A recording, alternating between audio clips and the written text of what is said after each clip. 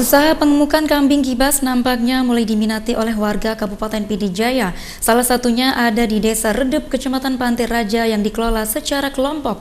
Usaha peternakan kambing kibas atau domba ini sudah berjalan 1 tahun lebih dengan keuntungan yang cukup menjanjikan. Di Kabupaten Pd Jaya, sumber pakan ternak yang berasal dari limbah produksi pertanian seperti jerami, kulit kedelai, dan batang jagung sangat melimpah.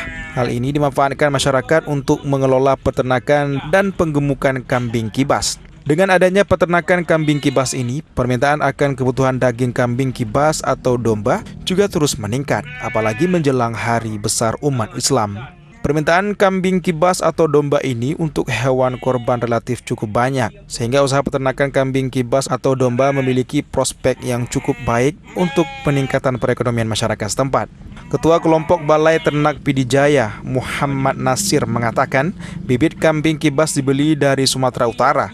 Rata-rata usia kambing 6 hingga 7 bulan dengan harga kisaran 1 sampai 1,2 juta rupiah. Kemudian kambing kibas atau domba-domba ini dirawat untuk digemukan hingga usia kurang lebih 1,5 tahun.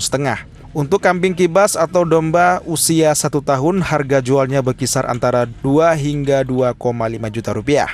Sementara untuk pakan ternak kambing kibas, Muhammad Nasir mengaku kelompoknya mengolah sendiri dengan cara mencari bahan baku dari para petani di wilayahnya berupa limbah pertanian seperti jerami, rumput, kulit kedelai, dan batang jagung, dan lain-lainnya yang menurutnya sangat melimpah. Dia lebih kurang udah lebaran dah setahun ya.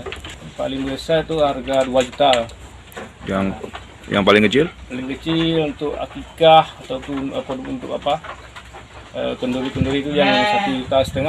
Apa bedanya bidi-bidi sama kibas? Beda, dia kan kalau bidi dia ekornya pendek ya. Kalau kibas ekornya panjang. Ini ada lebih kurang 120 ekor.